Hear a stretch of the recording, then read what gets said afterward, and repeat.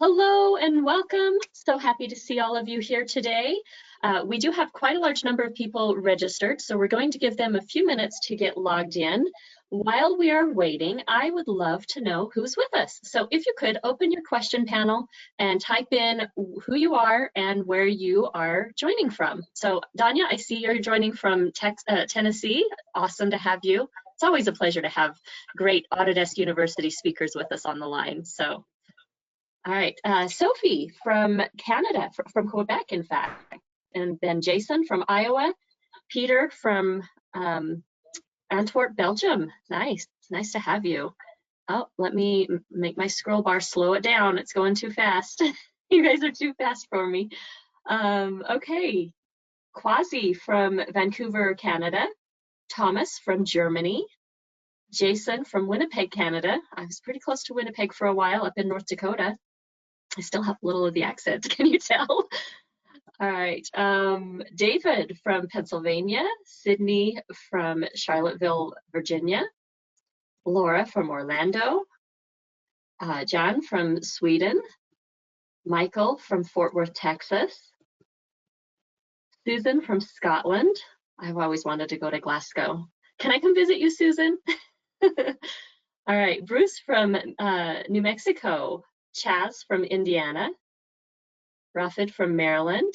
How are we doing on time here? I think the numbers might be starting to, oh no, they're still rising. Let's see. We'll keep going. My eyes are getting blurry. Sanjela from Virginia. Nice to have you. Maggie from Utah. I'm in Utah as well, so nice to have a fellow Utahn. Amelia from Quebec, Martin from London. I love seeing this global audience. We have Ahmed from Nigeria, Sagul from Florida. I hope I said your name right. I'm so sorry if I pronounce your names wrong. Robert, excellent to have you. Amadou from Portugal. Chris from Denmark. Isabel from Arizona. Robert from Nebraska. All right. Well, we'll let the numbers continue to rise. Sorry if I didn't get to your name. There's quite a few that came in. But I'm excited to have you all here for the BIM Manager Community Meetup. If you guys joined us at Autodesk University, I have a special treat, follow up to a little bit of something that we talked about at AU. And today I have with me my esteemed coworkers, Emily Basaga-Dunn and Jacob Small, who will be talking a bit about shared coordinates to help you link models together easier.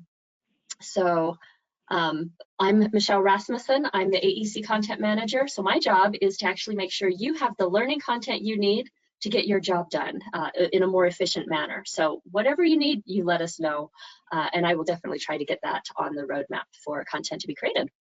Just really quickly, before we jump in too far, I want to go through the safe harbor statement. I'm not going to read this to you. I know you all can read, but I do want to set the expectation. If for any instance we make any forward-facing statements, I don't want you to make purchasing decisions based on those statements.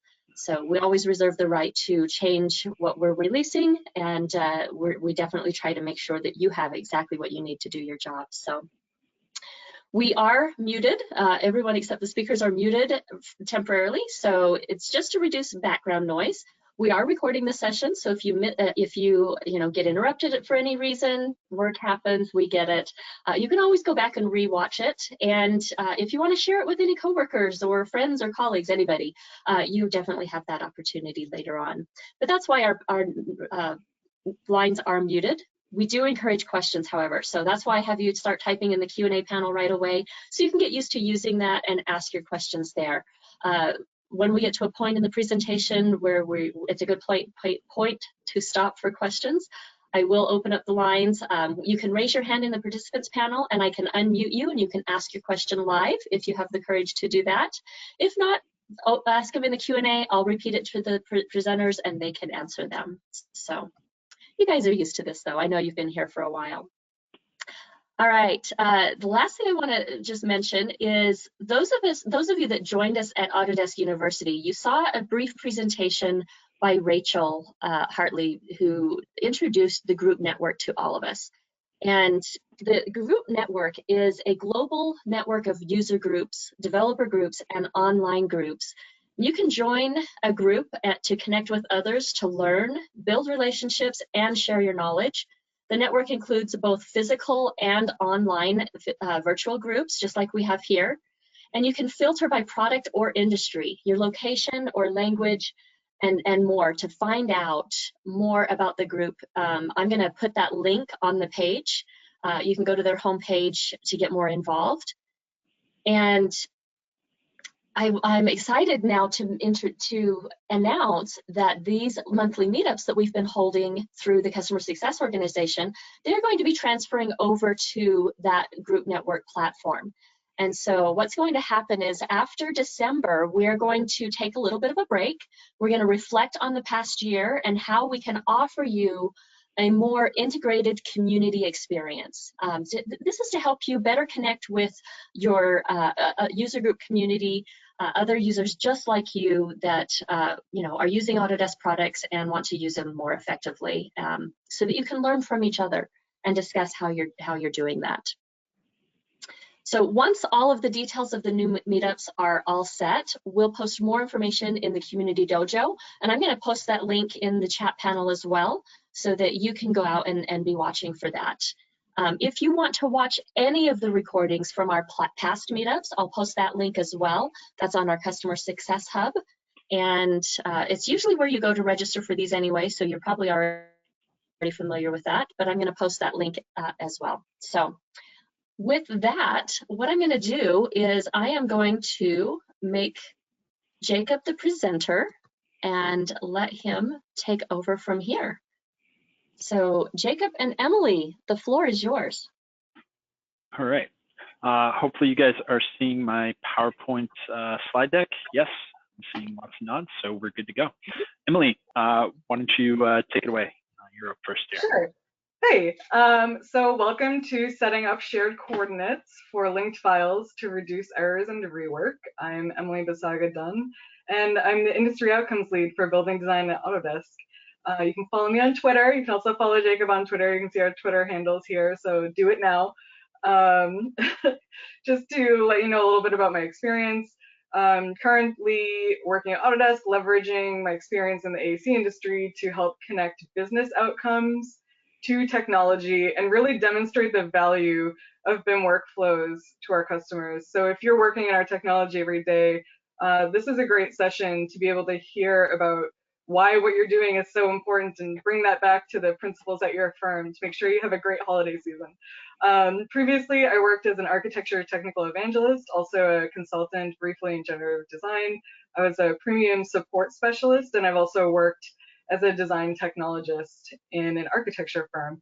So just to show a little bit of my work, you can see that I attended CUA RISD Boston Latin School, local place, pretty cool. I've earned a Master of Architecture degree, a concentration in real estate development, and I have also undergraduate degrees in interiors and fine arts. I've worked for a pretty wide variety of companies, Troy Jacobus & Associates, Mulvaney G2 Architects, also CVT, and I've also consulted and helped with technology development for KPF, Perkins Will Smith Group, and Perkins Eastman. So that's just a little bit about me. And my name's Jacob Small. I work at Autodesk as a designated support specialist focusing on generative design and BIM, which is a really long title that means I help some of our largest customers in EDA accounts sort of adopt Revit, Dynamo, generative design for Revit, BIM 360 design, and similar products kind of at a high level, just to make sure that they don't hit the sort of typical stumbling blocks whenever possible. A little bit about myself. If you've ever been on the Dynamo forum, you may have seen this little picture up here on the left. As noted here, I spend a lot of my free time there. Many would argue that I need a new hobby, but I have a lot of fun there, so I tend to spend a good amount of my time there. We do have this safe harbor statement in here as well. I know Michelle covered it a little bit before, but again, just to iterate, don't make any purchasing decisions based on any sort of forward-leaning product statements that I may make or Emily may make. Make those purchasing decisions based on the capabilities within the product today. So looking at kind of our agenda for today, we wanted to first talk about why coordinate systems are so complex, set the stage for it, talk about, give you guys a quick checklist to show you sort of what's important to wrap your head around before you get started with planning out your shared coordinates, talk a little bit about sort of review of the different elements within shared coordinates, develop a strategy for working with our shared coordinates content, review the different file structure strategies and a couple different flowchart diagrams to sort of show how to build this stuff through, as well as sort of some this, then that, then this sort of picks and clicks aspects through the software before getting into tips, tricks, and Q&A. So just to confirm, the reason this is so difficult is because this type of content in particular is extremely complex because our work is complex. Just to look at how complex this are, if you go to sort of the coordinate system Bible from the ARCGIS people, it's actually a 72-page PDF that just discusses all the different lists of coordinate systems that are supported by that particular software, right? We've got stuff that's global, we've got stuff that's local, we've got all the different GIS tie-ins, all the different ways of referencing in existing content and measurements on site, right? Beyond that, it gets even more complex too, right? We have a really hard time as an industry in terms of AEC settling on any one standard. And this isn't unique to AEC. This is kind of everywhere, right? That lack of single standard complicates many aspects of our lives. So I put this comic strip here from XKCD, which is a really good one, just sort of highlighting sort of the conflicting idea behind standards. We always come up with this idea, we'll make a standard that'll solve all those problems. And before you know it, you solved most of them. You didn't actually address the end need, and you wind up with a 15th or 16th or 300th standard. Right? So this tends to come through and happen over and over and over again.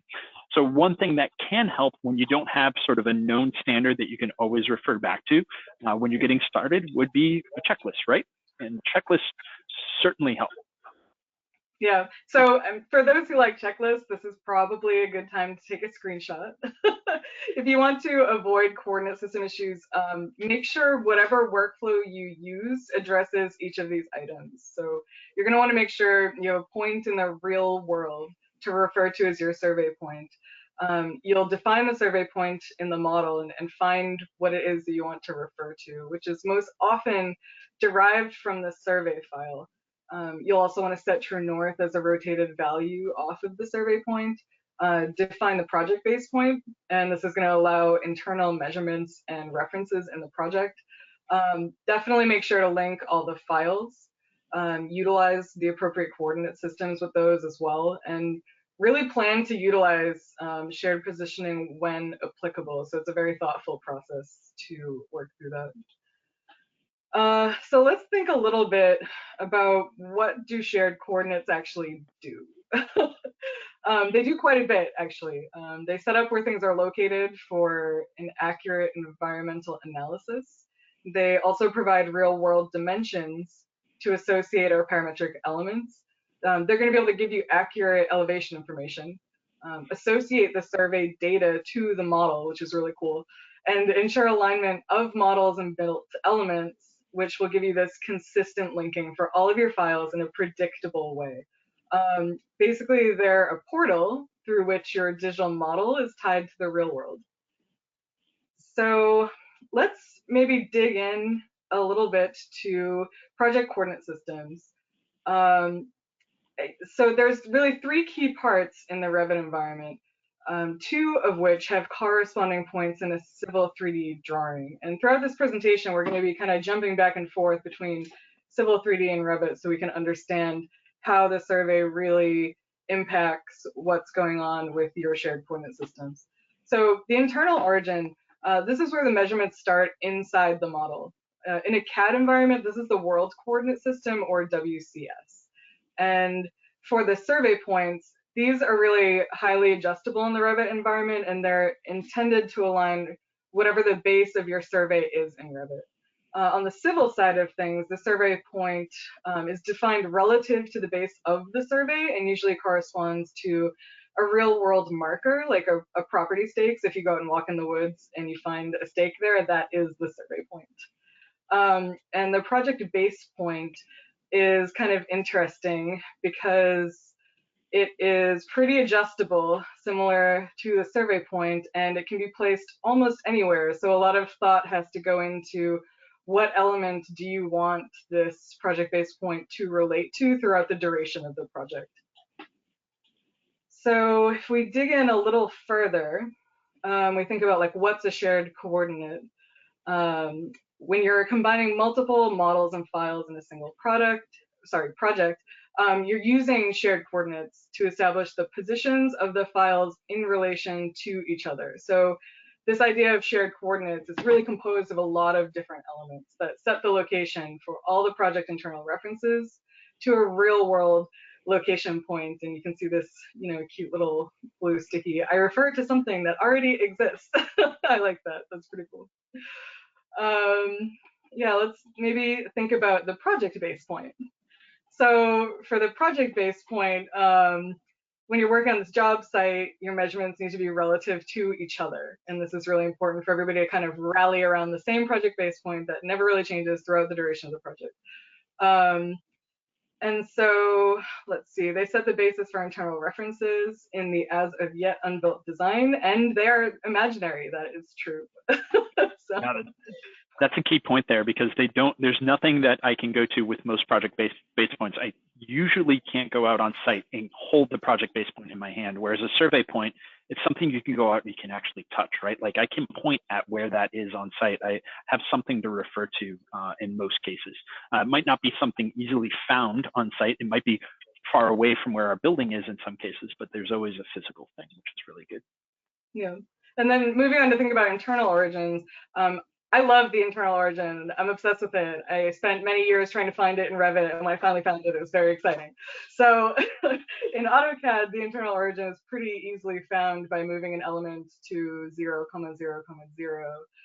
In Revit, we've recently actually exposed the internal origin so you can see it pretty easily. So in any digital model, all geometry has to have a fixed location around which it is built. So that is what the origin is doing. And from the built aspect, it's rarely exposed, often only as a third relative coordinate system, and frequently it's untied to any specific point in the project. It's kind of like your underlying number system. And it's definitely useful for Dynamo. Jacob, do you want to elaborate a little bit on the internal origin? Yeah, so the great thing about the internal origin, and sort of the important thing to know, is that anytime you're driving the Revit API, and this is the case not just for Revit, but for most sort of computationally driven aspects of design, you're going to be basing that content off of the internal origin within that model itself. So if I'm in Dynamo for Civil or Dynamo for Formit, Dynamo for Revit, or just straight Dynamo, you're working off that hard-coded 0, 0, 0. Right, and knowing where that is really, really useful, and that's why I was so like, I know Emily's really thrilled about it, and I can't tell you how many times I had to quick draw a graph that just puts a line that terminates at that internal origin, just so I can understand how I have to sort of build this content up in my computational design efforts. So it's a huge sort of add into the application. And if you don't have that internal origin exposed right now as sort of that gimbal that you're seeing on the screen there, look to update your Revit. That was exposed, and I believe it was 2020.2, but I might be slightly off there. So if you're in the up-to-date and current version of 2020, it should be there as well as in 2021. If you're in an older version, it's not going to be exposed just yet. You may want to think about upgrading your project or look at moving the content over for your next project into those newer builds. Yeah, so if we take a look at slide 15, like this is a really exciting slide for me. I put a lot of work into this yesterday to get this together. And why it's exciting is it shows you all of the coordinate systems by application. And you'll note that the first 4 to the left are programmed in Revit, right? So we've got the survey point, it's a little triangle, project-based point, circle, internal origin, it's these green and red XY lines, really. And then in Civil 3D, we have the internal origin that's pretty obvious, but what's not actually very obvious oftentimes is the survey point. And so this is a point I want to hammer home for BIM managers on the call. If you are trying to acquire location data from a survey point in Civil 3D, it's going to help you an awful lot to actually go in or coordinate with your consultant to go into their file and draft out the survey point that they want you to coordinate with. Make sure you can actually visualize that point. In the case of the files that we'll be showing when we're kind of walking through this, you'll see that I, in Civil 3D, drafted in this symbol. And the reason I drafted in the symbol is because I wanted to be able to match the symbol directly to the survey point in Revit and make sure that there's just a very clear understanding between those 2 points, which, like, technically there should be. Jacob, do you have any other comments on this one? Or? No, I think what's great about this is it sort of really clearly illustrates, like, there's a similarity between your internal origin on the Revit side and your internal origin on the Civil 3D side. These two pieces are kind of joined at the hip, even though they're not even really using the same sort of vocabulary. I believe the main term, and it's been a while since I've been in CAD, it would be World Coordinate System, or WCS, on the Civil 3D side. That's that hard-coded internal point, versus the User Coordinate System, UCS. I may be speaking wrong there. That sort of defines sort of relative coordinate systems throughout the drawings. Nice. So I wanted to take a moment to sort of quickly break down kind of exactly how this different content sort of is exposed, right? We want to make sure you guys can get to the content that we're talking about here, so it's really important to understand that. I recommend always starting by going to a site view. Anytime you're doing any kind of work with your coordinate systems, your origins, the 2 ways that I recommend doing this, and it's always one of these 2, it's either your site plan view with all the content turned on, or a default 3D view with all the content turned on. The default 3D view versus the site view, when I use one or the other, it's pretty much based on, do I have a lot of crazy stuff happening in the elevation side of things, or is it mostly flat? If it's mostly flat, I'm probably going to go with just the straight site. But if I've got a bunch of changes in my elevation between my different coordinate systems that I'm dealing with, it's going to be a little bit easier for me to understand those by having a 3D view, because I can quickly go to that site view, or I can look at it in an elevation view to sort of see where stuff sits within the larger plan. But in this case, and throughout the presentation today, we're going to talk just site, just sort of simplify it. We'll ignore that Z dimension for the time being. Once there, if you are in your default template, all the survey point, the project base point, and the internal origin are actually all going to be stacked on top of each other at that hard-coded internal origin, the 0, 0, 0 point, right? This is very convenient because it's going to allow you to sort of know where everything is when you first start, and you can sort of start to stack up the content from there as needed. From there, the next piece to sort of keep in mind is, by default, if you're working with any of the default templates in Revit 2020 or 2022, where we have that internal origin where it can be turned on, it's not going to be there by default. So you're going to want to go ahead and type VG or VV or whatever method you like to use to get to your visibility graphic overrides for that particular view, and then go ahead and turn on the internal origin. Note that if you have a view template applied, you're going to have to do this through the properties palette as opposed to the visibility graphics overrides. From there, go down to the site category within your visibility of categories, find the internal origin piece, and make sure that checkbox is turned on. Once that's done, you should see that internal origin giving you the gimbal. Now, if this was a 3D view, we would have not just the x-axis being the red, the y-axis being the green, but we'd also have that z-axis, which is coming right at the camera, which I'm trying to mimic on my camera here. Maybe it's working, maybe it's not, but there's a finger pointing right at you on that third axis in that particular view. All right, once you've got that done, we're going to go ahead and hit OK, and it's going to apply that value to the view itself. From there, with all that content sort of laid out, we can start to move these pieces around to where they want to be relative to the individual site. We can select both the survey points and the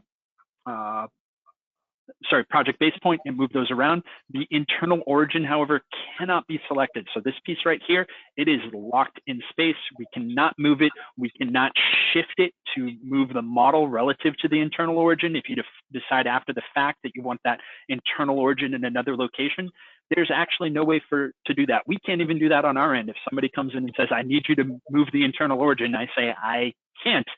what we can do is we can sort of walk you through the process of selecting all your model elements and shifting them to where you want them to be relative to that internal origin. But it is the one piece that we cannot move because, again, all geometry is built off of that. So it's sort of tied in space. The next piece is the survey point. This can be selected, it can be snapped, it can be moved around. Typically, we don't want to do that though. We probably want to do that once really early in the process to find where that survey point is, where does it sit within sort of the larger extent of the world, find that physical or the representation of the physical object in real world space, in the digital space, and lock that survey point to that and go from there. And then the other piece is our project-based point. Again, this can be moved around, and this probably wants to be a common sense point relative to your design, the stuff that's not built yet. A lot of times we see the intersection of grid A and grid 1 is a pretty common one, or the corner of the existing building that we're putting the addition on is another popular one, or I've seen the center of a stadium, right? Like the perfect focal point of the field, all sorts of different great points to put the project-based point. You just have to make sure that you've sort of set that up and define where that wants to be in the beginning. Mm-hmm. And then if we move on to take a look at these elements of shared coordinates in Civil 3D, you're seeing a pretty interesting view here. I've zoomed all the way out, and I think there's about 20,000 feet between the internal origin, or UCS, and the survey points that are in that little tiny blip of a site survey up there.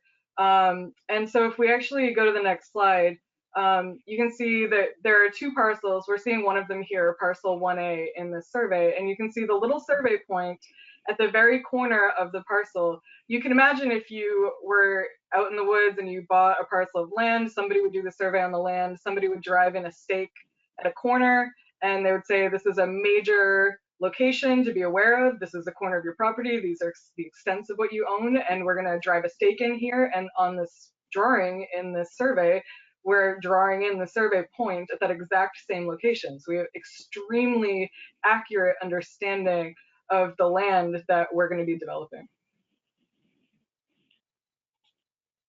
And let's think about what makes managing these shared coordinates so darn tricky.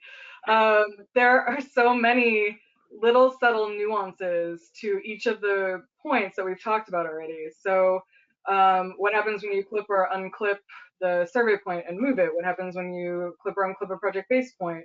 The behavior of all the parts really change based on what's happening, and there's not really a dummy system that's going to work for all situations. And then in other instances, the order of operations is not really ideal. Like you'll get an ask from a client to say, hey, I need you to start working on this design now, but the survey is not going to come in maybe for a month or two. And then you're bringing perhaps some consultants like structural or electrical on maybe a month or two after that. And depending on whether you've taken the time to set things up properly, it could get very difficult to manage these things.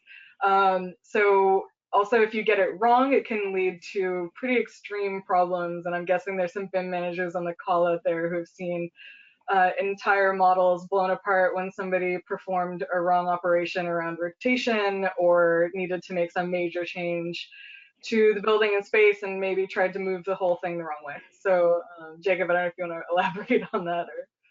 Yeah, I think the key piece on this slide to me is to make sure that you're addressing this stuff proactively. You want to get as far ahead of these problems as possible. Have something written down, and it's not necessarily an office standard that you're writing either. It's got to be something that's sort of specific to the project because, as we mentioned before, what we do is complex. Every project's going to be different enough from the last one that it's going to have enough unique pieces to it that you're going to have to spend a bit of time reinventing the wheel on your planning aspect. And that's just, again, a function of the way the design process tends to unfurl for each project being so different.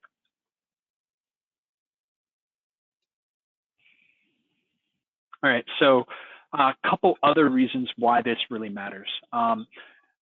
We've put a couple examples in here. This one is that image that you see on the right. We found a news report from WFTV 9 ABC about a woman actually discovering that the home she'd lived in for, I believe it was about 7 years, was actually built on a plot of land that she didn't own. She'd actually bought the plot like across the street or next door or something like that. Obviously, that's a big miss, right? Like that's a like gargantuan like dropping of the ball, and this isn't all that uncommon either, right? There's another example of this was a bridge, I believe it was in Cleveland or around the Cleveland area, where they actually missed putting the pier in by a sizable amount of distance, which is, again, a really expensive sort of remediation. How do we fix this after the fact? It's literally cast in concrete. There's nothing we can do. We can't sort of remove it, and there's no control Z. So you want to make sure you get as far ahead of this as possible, right? In all cases, any sort of change to this as you go later in the process, it's a big change to your BIM framework, which is going to be very time consuming after the fact. This is really going to decrease the quality of your end deliverable and sort of redirect staff to sort of have to, instead of continuing to progress on the work they were planning on taking care of today, now everybody's going to be going back and revising all the sort of spot coordinates that they placed all over the plans because all our elevations are wrong, or all the level heights had to change, or whatever it may be, all based on setting up that coordinate system correctly early on. So get as far ahead of it as you can. And this even gets even worse as we get further into the process, right? And the two examples of actual built form in the wrong spot, that's, demolishing a structure or moving a structure or redoing a whole bunch of concrete work, which has a ton of lead time associated to it at a minimum. So definitely make sure you get as far ahead of this as possible and be as proactive about this as possible. You don't want to be coming in after the fact. So one thing that anytime we sort of identify a big problem like this, I always take a moment to first ask Ames what he's up to, but then after that, I always take a moment to say, how can we do better? What can we do better to sort of inform this piece? And again, it's taking the time to form that project strategy early on, right? Think about which elements you're going to sort of develop, which elements are sort of the key parts to the puzzle, and why are they important too? It's not just a matter of identifying them, but it's also a matter of sort of understanding why they're important to make sure that whatever solution you put in place for all those different pieces we talked about in that earlier checklist are in place for the right reason and are going to get you the right results. Once we've got that piece set up, it's more a question of, okay, we know what we need to do. We understand the why. Now the question is how, right? Yeah, and oh, go ahead. I was going to say, that brings us into Emily put together sort of a quick hypothetical project here, which I think is a really good sort of way to sort of address this issue. Yeah, I feel like too often we'll just teach you about like, what does the survey point do when you clip or unclip it? And sure, you can learn that, but you can also look it up in about 5 seconds and figure it out really easily. What's more important, in my opinion, is to know how to apply changes with a survey point based on your incoming project and what a client is asking of you. So imagine that you have a client who's really tasking you with designing the envelope of a building for a rural parcel, like we were seeing earlier on when we were looking at that civil file, and it's called Parcel 1A. And so, okay, you're going to pull together your architecture team, you're going to work on the design. There's some key components that your client's asking you for. They're going to be asking you for some initial design ideas. They're going to want to get a surveyor in, but it's going to take some time. So again, it's not an ideal order of operations. They're also potentially going to ask you to bring a structural engineer on, and this will happen, way out in week 4. So thinking about this problem that you're facing from your client, you really need to think about what files are you going to need. So Jacob and I were going back and forth thinking about this, and the first instinct I had was, okay, we're going to have this primary model that's going to drive a lot of what's going on for the coordinates. We're going to have a building model because perhaps there will end up being too much data in a context model, and we don't want to impact the performance of either Revit files, so we're going to split those out. There's probably going to be a site survey that comes in later, like we understood from the ask from the client, and we're thinking, okay, there's going to be a structural design model incoming, and we're going to ask for that in Revit from our consultant, but there could be all sorts of other models coming in as well. So we want to be able to provision for that. So anything beyond our, secondary building model, we're calling like tertiary models, and that could be anything from structural to MEP to an environmental study that comes in from an analyst. So what I thought was really cool and important to show to all of you BIM managers out there is that there's more than one right way to do this.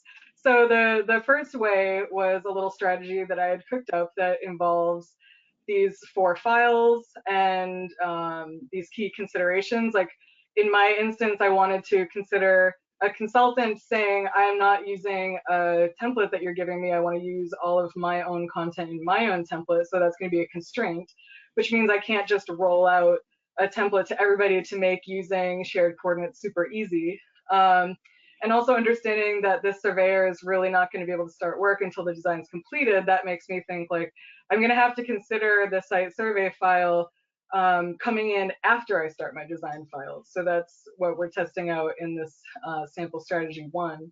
And we're really focusing on performance over convenience with this kind of a file structure where we're splitting things apart slightly more than someone might initially do. Because initially, you know, somebody's approach might include putting the primary context model and the building model together because maybe they want the convenience of being able to model a lot of elements in place, and there's a lot of complex relationships between elements in those 2 files. So I think it's an interesting thing to see sample strategy 1 and then to see sample strategy 2, which Jacob will walk you through. Yeah, so this is one of my favorite ways to sort of manage it. Emily's very kind to her consultant saying, go ahead and use whatever start point you want. I tend to rule with an iron fist. I say, you shall use my start file because I'm going to have set up not just my sort of shared coordinates, not just my project base point for this particular design, but I'm also going to have set up my primary work set so that I can control work set visibility across links by just, you know, if I turn off the shared levels and grids, it's going to turn it off in all the linked models as long as everybody starts from that file. So there's some definite benefits here. But basically the intent here is to create one project template file, do all of my main setup in there, you know, my levels and grids, my shared coordinates, my project base points, my survey point, all of that content. And then I'm going to take that content, save it, and then tell everybody, just go ahead and do a save as and start your file from that.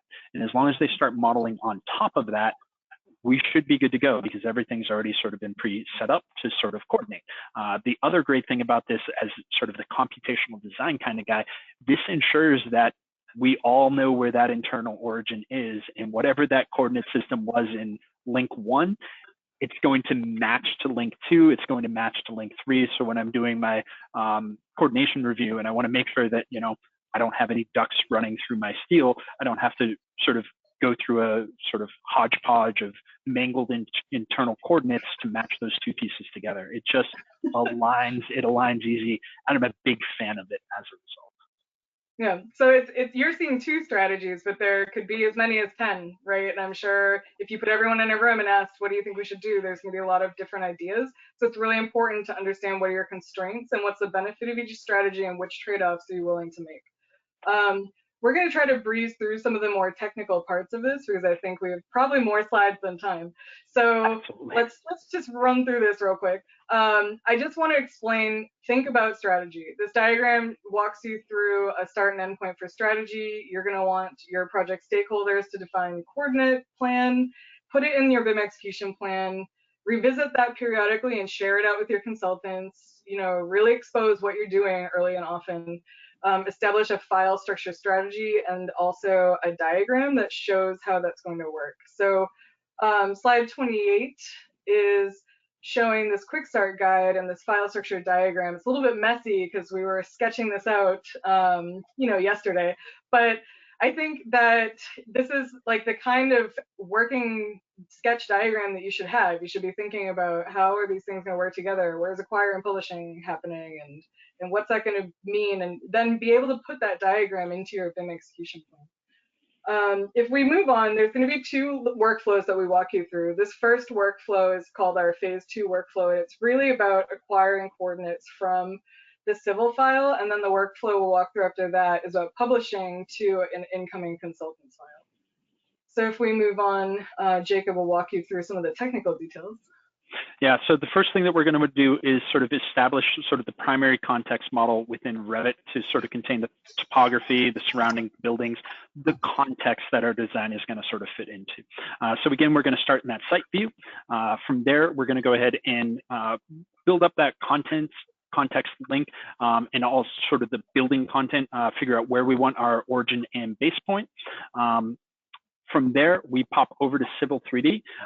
We're going to use this survey DWG file to sort of acquire our coordinate systems. Tip, make sure that you are cleaning all of your DWGs before you link them in. You want to check for, in particular, on the Revit side of things. I see this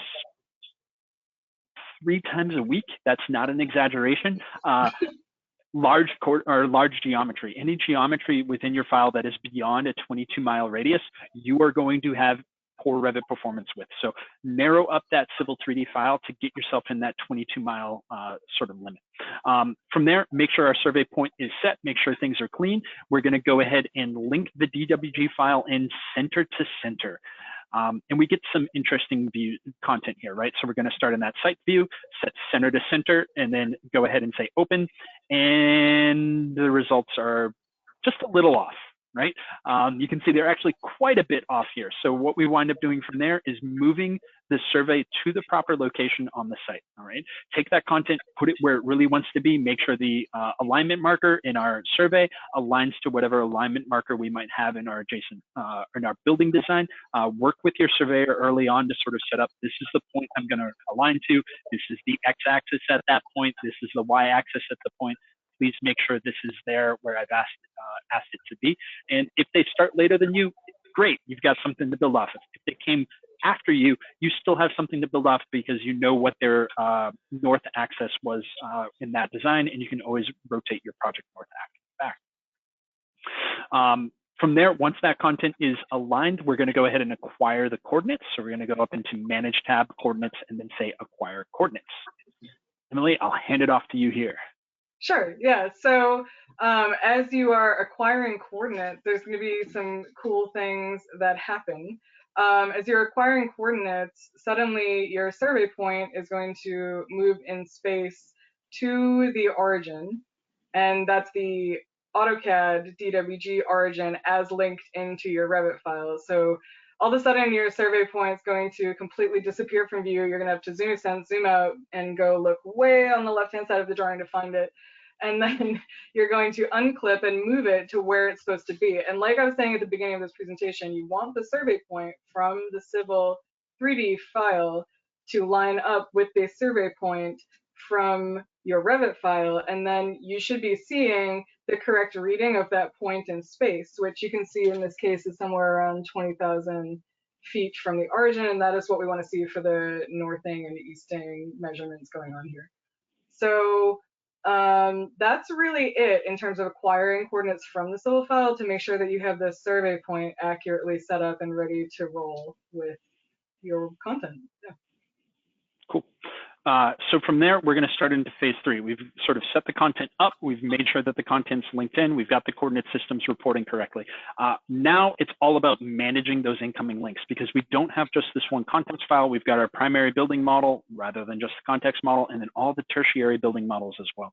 So we're going to go ahead and open that tertiary building model, check the project north and true north to see sort of where they stand, link that tertiary model into our primary model, go ahead and take that primary model and sort of publish the coordinates, push those into the tertiary model, review the changes in that tertiary model, and then go ahead and link the survey content back into that tertiary model. So there's a whole bunch of jumping between files, definitely not made any easier by the fact that you can't have multiple Revit, like one Revit instance in both pieces unless you're opening a local, which is a great trick that Aaron Mahler teaches everybody and recommends. If you can't make that work, don't worry about it. It doesn't take that long to close the file and open the next one if you have started this early in your process, and hopefully you have. Mm-hmm.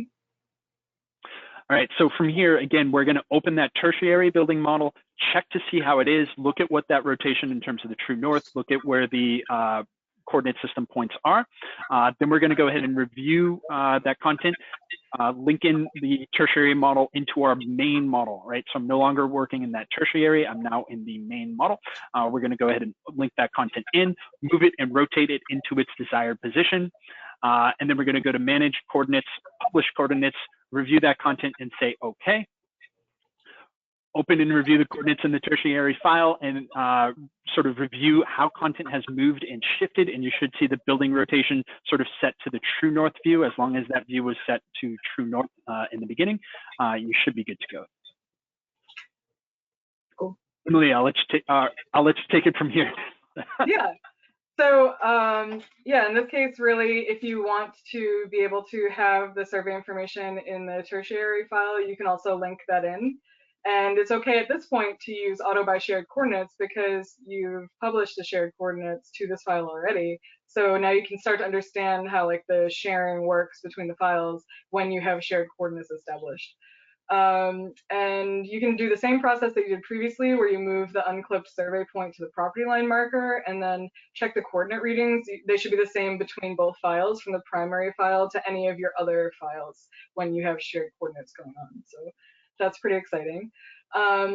Also, one of the things that I did prior to putting the session together was read through a lot of work by Cry Bachman from Dialogue, and he did this really amazing AU course called Shared Coordinates, because after all these years, I still don't get it, which is fair because there's a lot to get.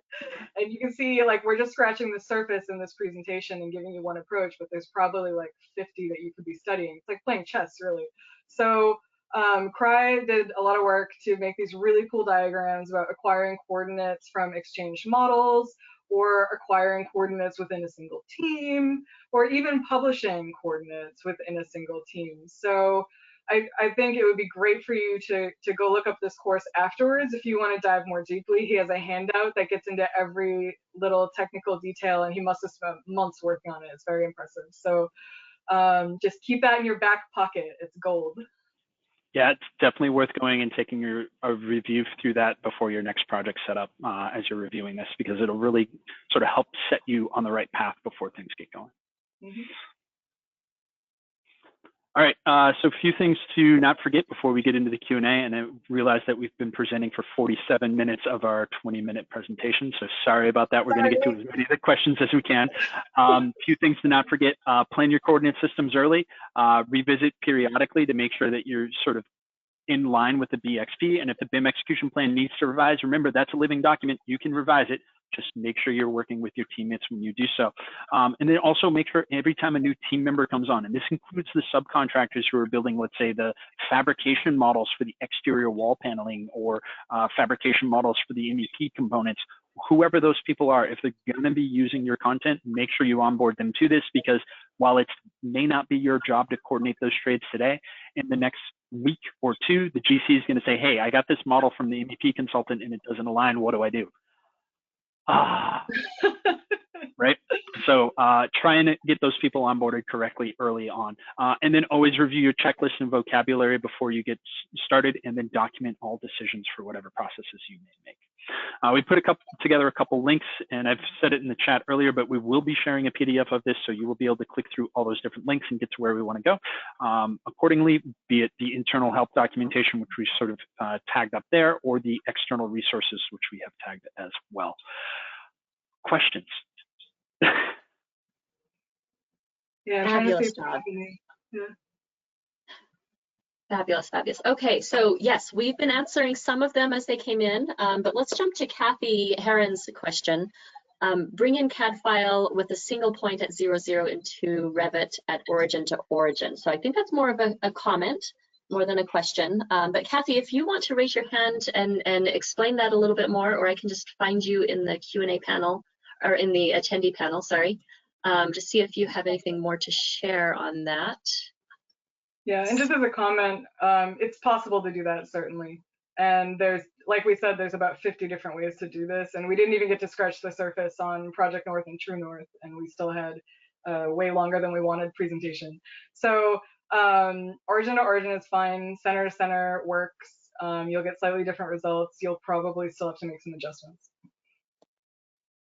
Okay, and Kathy, I have unmuted you, but it looks like you're self-muted still. So if you want to unmute yourself, you can maybe, talk a little bit more about that.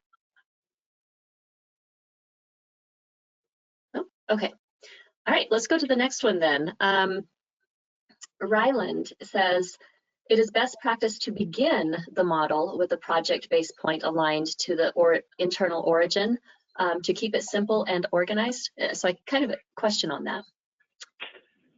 Yeah, this is sort of the two different methods that Emily and I were sort of diverging on early on in the two different strategies, where again, I tend to be pretty, how to put this nicely, direct with what I expected of my consultants.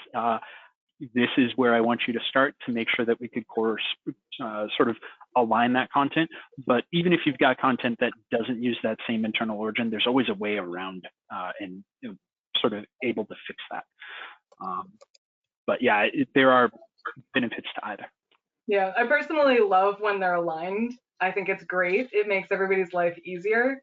It is possible to move the project-based point like wherever though, and be prepared for somebody wanting to do that and ready to have a conversation of the cost benefit there. All right, let's go to the attendee panel. I see, Teresa, you are raising your hand. I have unmuted you. Are you able to unmute yourself? That's Teresa Lockhart-Bucks. Nope, okay. We can't hear you, so if you are speaking, unfortunately, we don't hear you.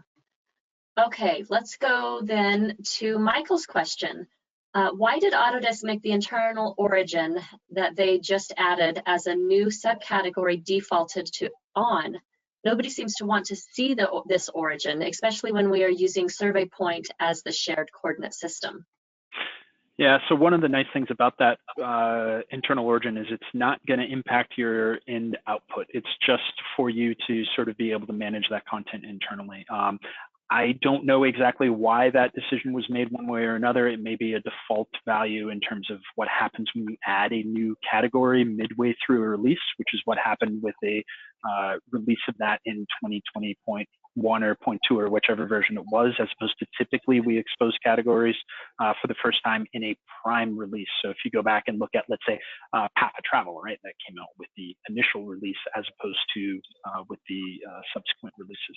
So it's tough to know exactly why, but it's sort of the world we live in. So unfortunately, you guys and all the customers I deal with, and I help solve the same issue on a daily basis, sort of have to deal with it. There is an amazing tool if you have a sort of a lot of those to deal with. You can look at I believe it's the Unhidifier or Hidifier or something like that from John Pearson of Parallax team, which is a great tool to sort of quickly help with those upgrades. But the default templates, if you start a new project, those should be off.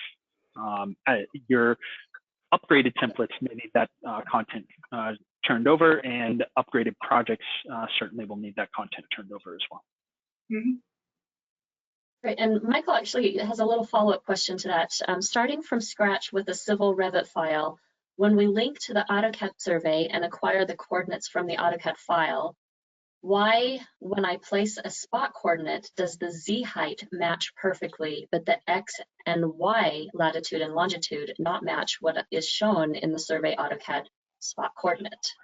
We link the AutoCAD survey and acquire the coordinates from the AutoCAD file. What is this? It may be that your AutoCAD file may have that survey point sort of slightly inaccurate. It may be a unit conversion area. It may be the list of reasons if it's slightly off. It's more or less as long as my arm. It's no tiny feat to say exactly why without getting sort of hands on the model. And that's going to be the case for most of these sort of specific, like I have this is where I'm at, what do I do? And that's usually the best thing to do at that point is to lean on another set of eyes if possible. I know back when I was practicing, it would be, hey, Emily, can you have a look at this? Or Will, can you have a look at this? Or whoever, pull somebody in to get another set of eyes to be like, silly, you forgot this step.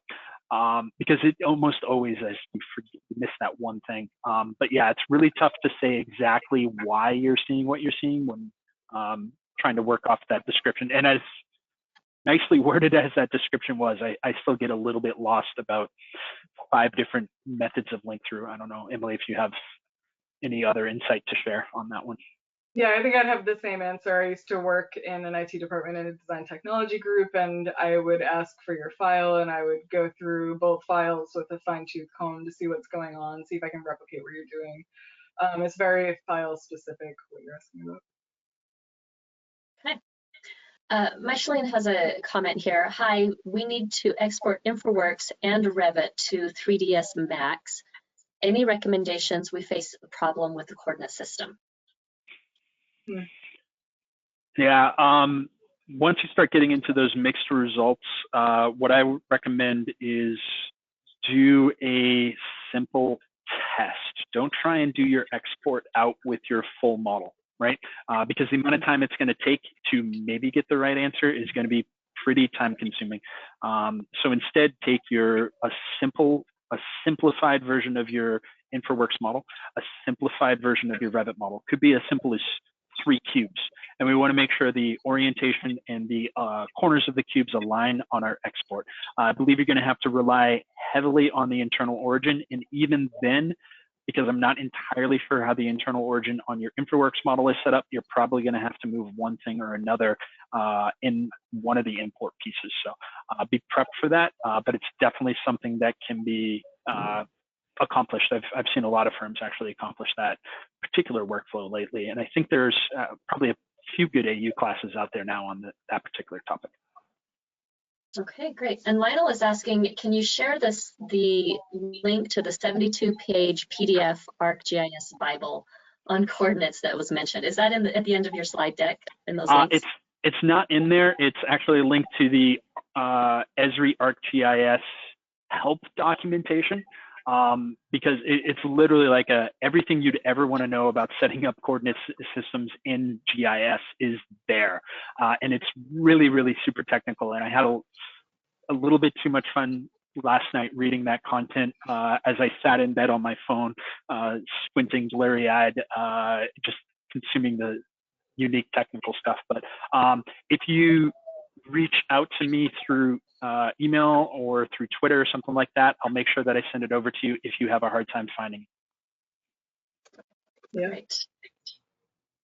All right, and we will make sure that this slide deck does get out to everyone. I know a few of you were asking, so that will be going out today with the recording. So watch for that. It'll be a link to a page where those slides will be served up. Okay, let's jump to David. If the survey is not available until week 4, how can you have a survey file to create the context model? Oh, you don't. You do. Jacob, you can go. You don't, but you do. You're in a tough spot, right? Because the end result, what you really want to build off of is going to be the survey, not the resource I'm about to send you to. However, 99% of the stuff that you're going to see in that survey file, you're going to be able to get within a reasonable degree of accuracy to start your design process in a schematic design tool like Format through OpenGIS resources, right? So what I prefer to do personally, I'm a computational design guy. If you guys were paying attention to my bio, I'm going to go right into Dynamo. Well, first I'm going to launch Format, then I'm going to launch Dynamo for Format, then I'm going to open up Dynamaps, and that's going to go ahead and pull my OpenGIS data directly off the web into my Format model. So I'm going to have sort of the context of my buildings as at least a polyline that I can work with a fairly reasonable degree of accuracy. It's not going to be perfect. We're going to have to update it over time, but it's going to be enough for me to get my schematic design done. And my schematic design phase is probably going to be more than the 4-week time frame that you gave me. If you said it's going to take me 8 months, I'm going to say there's something wrong with my contract for the surveyor. And I'm going to push back on the owner to get that done faster, or push the surveyor to get me something faster, even if it's just a schematic piece, because while their content may change, it's not going to change that much that it's going to throw everything for a loop. I just need to know where my start point is, right? My survey point is, what my coordinate systems are at that point so that I can consume those. And I can change my link models 1,000 times over from there, but I just need those 2 points to start with. Yeah, but remember also, it's possible to have a container file that's the primary file that maybe contains your context, and maybe it drives some parts of your set, but you can also have a file that just has your building design in that file. And so you can work on your building design without the survey, knowing that you're going to have this, you know, little setup where things are passing back and forth from your survey to your container file to your building file, right? It's possible. Great. And Teresa asked the question, can we go back to the resource slide? And while you're doing that, we're at time, so I'm just going to repeat one of the things that Danya said. Danya's an amazing Autodesk University instructor. She comes back year after year to share her knowledge. And she says that things like the coordinate info in the new versions is exactly why a new company template needs to be created for each new version. I have a spreadsheet with all template steps in it for keeping our templates looking great. So awesome. Thank you so very much. I want to thank Emily and Jacob for their time putting this presentation together for you. Fabulous job, as always. I never doubt it. I never question how great you're going to present when you do. So thank you very much for that. And thank all of you for coming. We know that your time is very valuable, and we're so thankful that you decided to spend an hour with us, and we hope that you have a fabulous holiday season. Take care, everyone. Thanks, everyone.